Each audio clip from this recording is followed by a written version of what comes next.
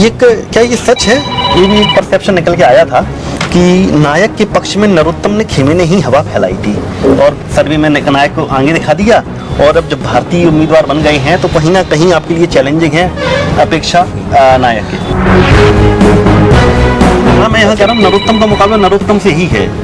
15 साल पहले जो नरोत्तम ने किया, अगले आने वाले अगर चुनाव जीतते हैं 5 साल में क्या करेंगे? तो मैंने बताया कि मैं औद्योगिकरण करने की दिशा में ही कदम बढ़ाऊं। और कायम है कि भले ही 1.5 दशक से आपकी कर्म भूमि दतिया है, लेकिन आपके दिल में अभी भी डबरा बसा हुआ है। मेरा घर है, मैं रहता हूँ, क्यों नहीं बसेगा? वहाँ की राजनीति में हस्तक्षेप करते हैं आप? नहीं, तो क्यों करना? मैं पूरे प्रदेश की राजनीति में जितना रहता हूँ उतना डबरा में रहता हूँ। आप इमरती देवी के लिए प्रचार कर रहे हो, करोगे कुछ? क्यों नहीं करेंगे, जरूर करेंगे। कैसी बात कर रहे हैं? जिस दिन वो बुलाएंगे उस दिन खड़ा मिलूंगा दतिया डबरा में। आज का जो सर्वे कह रहे हैं, अलग अलग सर्वे आ रहे हैं, 105 से 110 सीटें भाजपा को दे रही हैं। कांग्रेस इस स्थिति में गेन करेगी 115 से 120 तक। तो क्या बीजेपी एक और ऑपरेशन लोटस के लिए तैयार है? तो व्यक्तिगत ये मैंने इंटरव्यू लिया था दिग्विजय सिंह का, तो आपके बारे में बोला था कि पीताम्बरा पीठ पर तंत्र मंत्र करवाते हैं और चुनाव जीतते हैं वो। ये सारे बड़े बड़े नेता एडजस्ट होंगे, सब एक साथ हैं, पूरी ताकत से साथ हैं, एडजस्ट हो जाएंगे कैबिनेट में बड़े आराम से, बड़े आराम से। नमस्कार, पंजाब केसरी देख रहे हैं आप और मैं हूं आपके साथ हेमंत चतुर्वेदी। और अपने दर्शकों की एक और डिमांड को पूरा करने इस वक्त हम आ चुके हैं मैया पीताम्बरा की नगरी और मध्य प्रदेश की सबसे हॉट सीट में से एक दतिया में। और यहाँ पर हमारे साथ हैं मध्य प्रदेश के सबसे दिलचस्प नेताओं में से एक नरोत्तम मिश्रा जी, प्रदेश के गृह मंत्री भी हैं। नरोत्तम मिश्रा जी, स्वागत है आपका पंजाब केसरी में। बहुत धन्यवाद। मैया की नगरी में चौथी बार जनता का और माँ का आशीर्वाद लेने के लिए निकले हैं, उम्मीद क्या है? माँ का आशीर्वाद मिलेगा, जनता का आशीर्वाद मिलेगा, पूरी उम्मीद है। क्यों मिलेगा आशीर्वाद? माँ का आशीर्वाद सदैव मेरे ऊपर रहा है। आशीर्वाद सामने वाले भी भैया का आशीर्वाद लेते हैं। मैं भी उसका भक्त हूँ। और जहाँ तक सवाल दतिया की जनता का है, तो जो विकास दतिया की जनता में भारतीय जनता पार्टी की सरकार ने की है वो सबके सामने है। जहाँ तक सामने वाले की आपने बात की है, तो माँ ये तो देखती है कि सनातन के पक्ष में किसके हाथ उठते हैं और सनातन के विरोध में किसके हाथ उठते हैं, किस पार्टी के हाथ उठते हैं। माँ ये भी देखती है कि 35 साल विधायक रहे हैं वो, तो उन्होंने दतिया में कुछ क्यों नहीं कराया।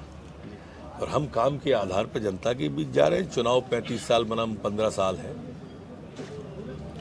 दतिया को लेकर के परसेप्शन है और इस चीज़ को मैंने महसूस भी किया है कि दतिया का जो क्षेत्र है वो प्रो कांग्रेस है। यहाँ की जो विचारधारा लोगों के दिमाग में वो कहीं ना कहीं कांग्रेसीपन झलकता है उसमें।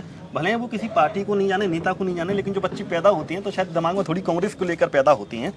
और इस चीज़ का शायद कारण, इसी चीज़ का एक कारण निकल कर सामने ये आता है कि नरोत्तम चाहे कितना भी काम कर लें, कितना भी आशीर्वाद ले लें, कितने भी विकास करें, लेकिन चुनाव के समय उनको बहुत जी तोड़ मेहनत करनी ही पड़ती है। सेफ जोन में नहीं जा पाते। इत्तेफाक रखते हैं इस चीज़ से? नहीं रखता। रखना मैं कैसे मानूं प्रो कांग्रेसी हैं? मैं लगातार 3 बार से चुनाव जीत रहा हूँ। यहाँ सपा भी जीती है, यहाँ बाकी के दल भी जीते हैं, तो प्रो कांग्रेसी कहाँ से हो गई? मैं तो 15 साल की बात कर रहा हूँ आपसे। कभी यहाँ कांग्रेस को ज़्यादा वोट नहीं मिले। कांग्रेस यहाँ तीसरे और चौथे नंबर पे भी आती रही है, इसलिए प्रो कांग्रेसी नहीं है सीट। दतिया की जनता बहुत समझदार है और विकास को आधार बना के वोट देती है। अभी कांग्रेस में एक बहुत नाटकीय घटनाक्रम देखने को मिला कि अवधेश नायक को टिकट दिया गया और रातों रात बदल दिया गया। इस पर क्या कहेंगे? फिर राजनीति आपके कांग्रेस वह में है, किम कर्तव्य विमूढ़ है। अकेला दतिया नहीं, आधा दर्जन से ज़्यादा सीटों के कैंडिडेट बदल दिए हो। अच्छा, कांग्रेस दरअसल अंतरः कलह से जूझ रही है, ऐसा नहीं है अभी जूझ रही है। यहाँ कांग्रेस कल्चर ही मध्य प्रदेश में इस तरह का है। कमलनाथ जी के मुख्यमंत्री रहते 28 विधायक कांग्रेस छोड़ गए थे। कमलनाथ जी के अध्यक्ष रहते हुए 42 विधायकों ने बगावत की, अध्यक्ष और मुख्यमंत्री रहते हुए 19 लोगों ने तो क्रॉस वोटिंग कर दी राष्ट्रपति के चुनाव में जी। तो ये कांग्रेस सदैव से युवापो अंतर्कलह किम कर्तव्य विमूढ़ की स्थिति में है मध्य प्रदेश में। क्या ये सच है?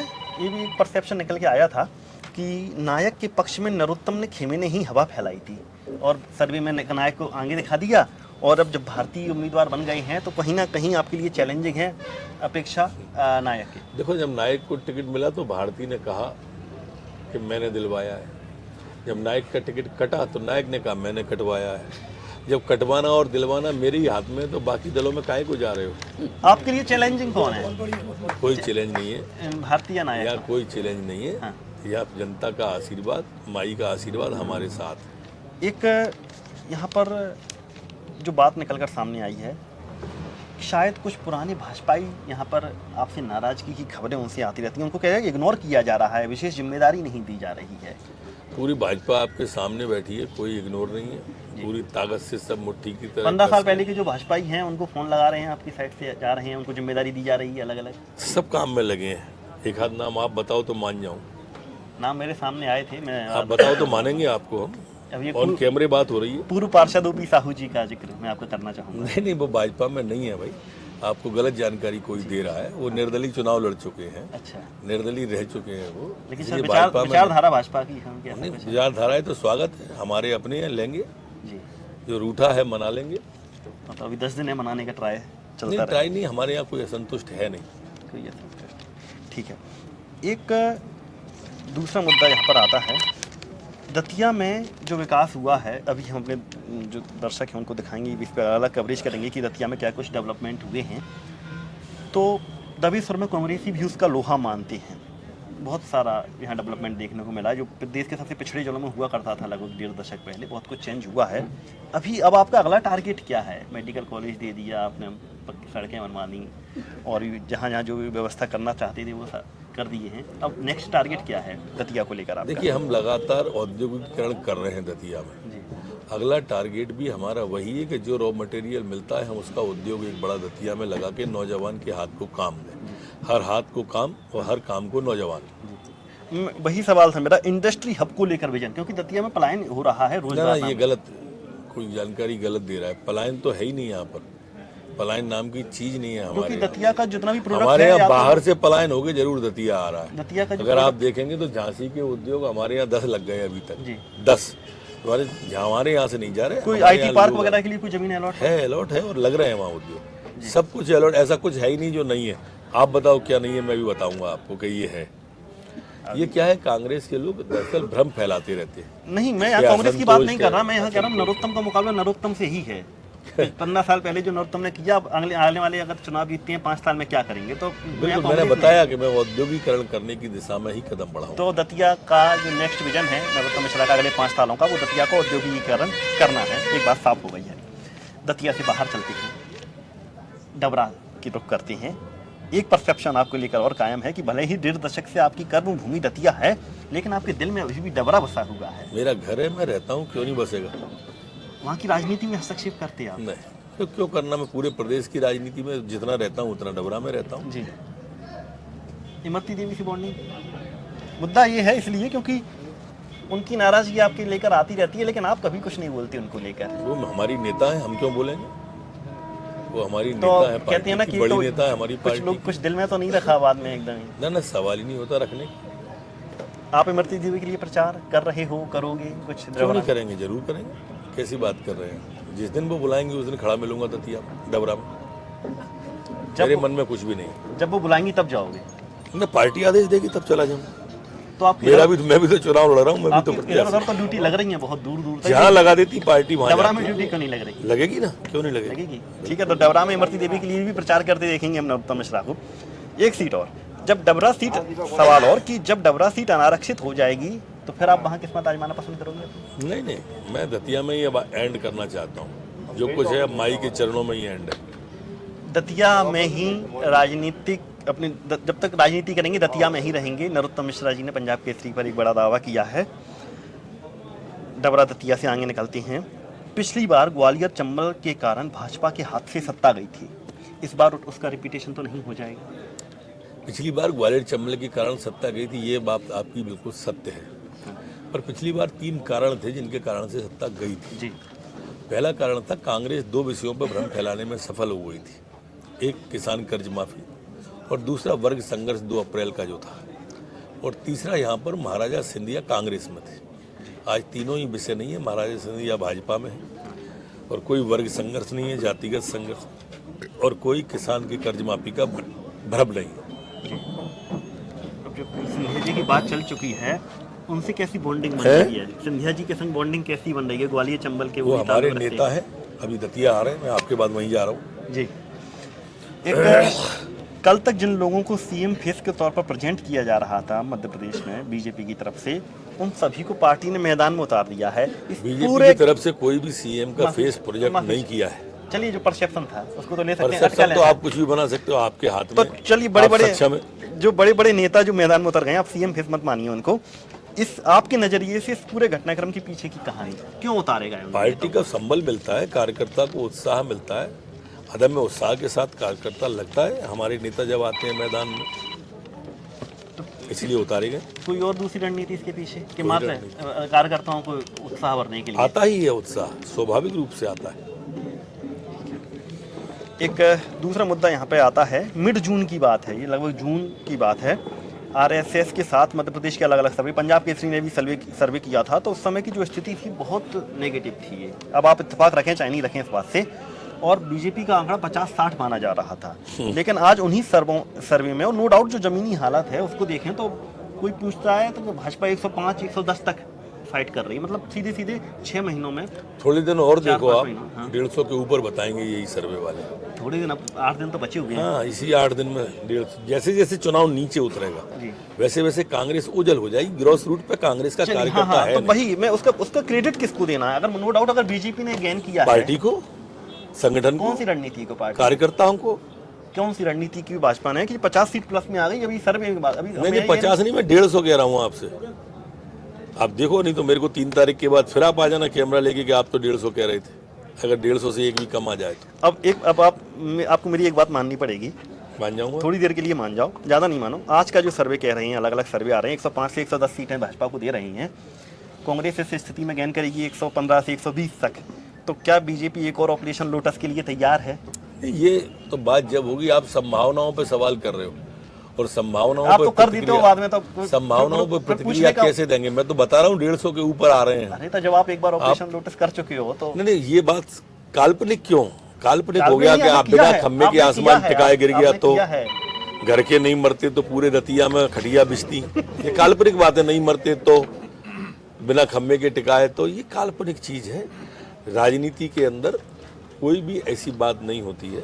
जब जैसी परिस्थिति बनती है वैसे निर्णय लिए। मैं परिस्थिति की तो बात कर रहा हूँ। जब बनेगी तो ये काल्पनिक बात है। कुछ क्रॉस वोटिंग भी हुई थी राष्ट्रपति चुनाव में, बोला नहीं हुई थी। हाँ, ये काल्पनिक नहीं है, ये हकीकत है। तो वो ये बैलेट पेपर पे है, तो वो लोग तो फिर चेंज कर सकते हैं ना कभी भी, क्या पता संपर्क में हो ये आप। कांग्रेस तो मैंने पहले ही कहा कि अंतरकलह से जूझ रही है। कांग्रेस में भयानक अंतरकलह, कुर्ते फाड़ने की बातें जिसकी मंच पे हो जाए दिग्विजय सिंह जी और कमलनाथ जी में, उसमें क्या बचता है?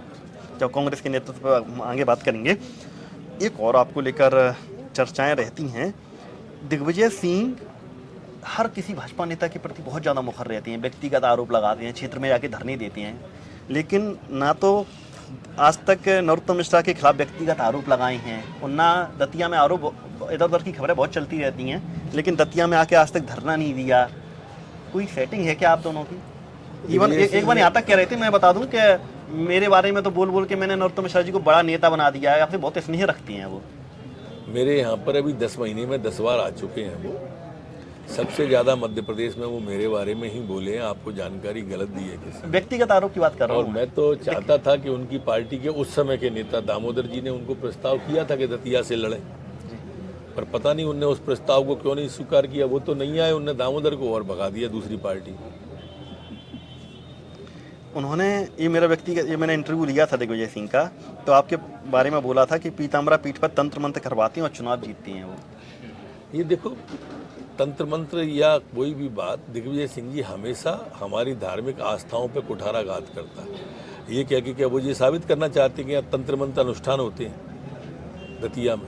ये क्या साबित करना चाहते हैं? राजयोग की देवी कहते हैं। नहीं, राजयोग की देवी है तो मांगेंगे, किसी को नुकसान पहुंचाने के लिए थोड़ी होते हैं। यहाँ पर किसी का भला, सब भला करती है माई, किसी का बुरा नहीं करती। दिग्विजय सिंह हमेशा कभी भगवा को आतंकवाद कहते हैं, कभी उन्हें पाकिस्तान जिंदाबाद का नारा, काजी साहब जिंदाबाद लग जाता है। ये कांग्रेस की संस्कृति है। INDIA जो घमंडिया गठबंधन है, ये उसकी संस्कृति है। तभी तो वो सनातन को डेंगू कहते हैं, तभी तो हिंदू और हिंदुत्व को अलग करने की कोशिश करते हैं। ये इनकी संस्कृति है कि हमारे धर्म पर प्रहार करें। वो अप्रत्यक्ष प्रहार करते हैं, और इसी तरह से वो तंत्र मंत्र जो कह रहे हैं कि दूसरे के बुरा, यहाँ कहीं नहीं, माई सबका भला करती है, दतिया के लोग सबका भला करते हैं। ऐसा नहीं कहना चाहिए। कल कमलनाथ आए थे, वो दतिया की जनता को गुलाम कह रहे थे। अरे कैसे कह सकते हो आप दतिया की जनता के बारे में? या तो दिग्विजय सिंह का 10 साल का शासन था, वो बताया उसने दतिया के लिए क्या किया। काय आधार पर वोट मांग रहे मुख्यमंत्री थे तो? अरे कुछ 5 पैसे तो दिए होते दतिया को। क्या तब दतिया में लोग नहीं रहते थे? क्या तब दतिया मध्य प्रदेश के नक्शे पे नहीं था? 15 महीने की सरकार थी कमलनाथ की, कल आए थे, बताते कि हमने 15 महीने में दतिया में ये किया था, फिर वोट मांगते। ये निकम्मे लोग हैं, इनने कभी जनता का भला नहीं किया, इसलिए 20 साल से वनवास काट रहे हैं। कांग्रेस पर ये सीधा सवाल एक और, अब आपने बोला 20 साल से वनवास काट रही हैं, अभी कांग्रेस, आप ऐसे क्यों देखते हैं कि कांग्रेस अभी सरकार बनना डिजर्व नहीं करती? मतलब क्या कारण है उसके कांग्रेस से? क्योंकि 20 साल हो गए, अब तो 20 साल से आप मैंने बताया इनने कभी जनता के लिए कुछ किया नहीं है, ये झूठ बोलते हैं। ये कमलनाथ जी ने राहुल गांधी से झूठ बुलवाया मध्य प्रदेश में कि 2 लाख का कर्जा 10 दिन में माफ कर देंगे। वीरता तो जब है, वो वीरता तो जब है जब एक हाथ किसान 2 लाख का 10 दिन में लाके मंच पे खड़ा करें कि देखो हमने इसका माफ किया था। तुमने कहा 4000 रुपया महीना बेरोजगार भत्ता देंगे नौजवान को, आपने फिर बाद में कह दिया कि नौजवान ढोल चराए और ढोल बजाए। वीरता तब है जब एक को लाके मंच पे खड़ा करें कि देखो इसको हमने 4000 रुपया दिया था। ने कहा कि हम 51,000 रुपए बेटी की शादी में देंगे। वीरता तब है जब उस समय के जो आपने घोषणा की थी तब की एक बेटी ला के खड़ा करें सामने। इन्होंने कहा पेट्रोल डीजल के दाम कम कर देंगे। वीरता तो तब है कि आप बताते कि हमने कम किए।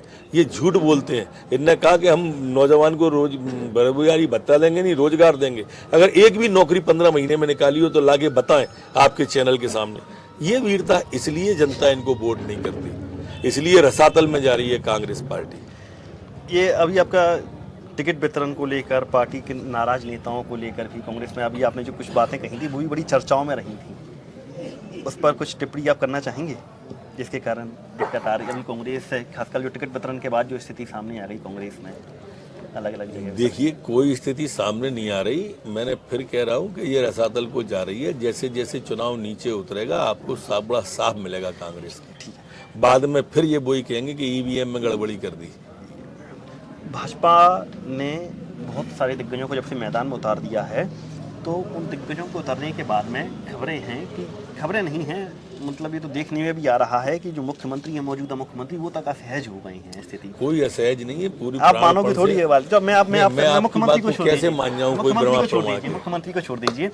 अब आप बतौर नंबर 2 की पोजीशन पर बैठे नरोत्तम मिश्रा को क्या लग रहा है? पूरी ताकत से लगा हुआ हूँ और 150 से ऊपर सीटें ला रही पार्टी, इसलिए आपको ये असहज लगते होंगे। कोई आप काल्पनिक, ये सारे बड़े बड़े नेता एडजस्ट होंगे, सब एक साथ हैं, पूरी ताकत से साथ हैं, मन से एडजस्ट हो जाएंगे कैबिनेट में बड़े आराम से, बड़े आराम से।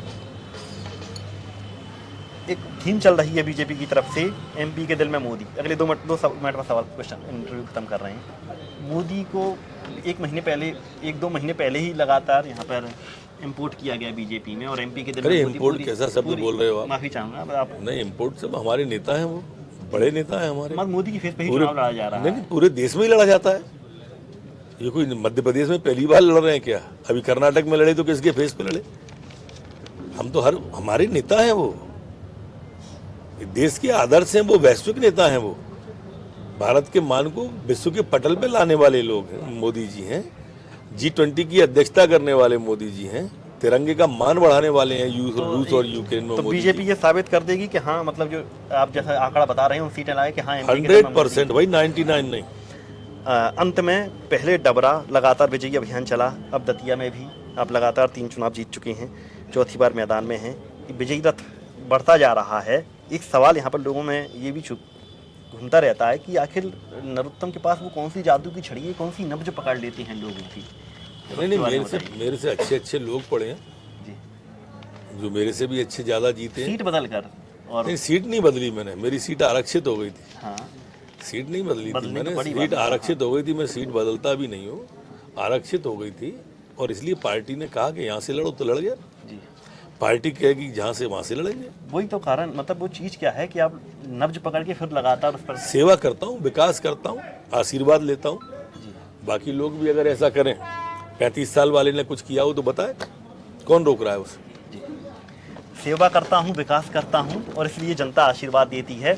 बहुत सारे सवाल सिर्फ चुनाव ही नहीं बल्कि तमाम ऐसे मुद्दे थे जो लोग जिनका जवाब जानना चाहते थे, नरोत्तम मिश्रा जी के सामने रखे।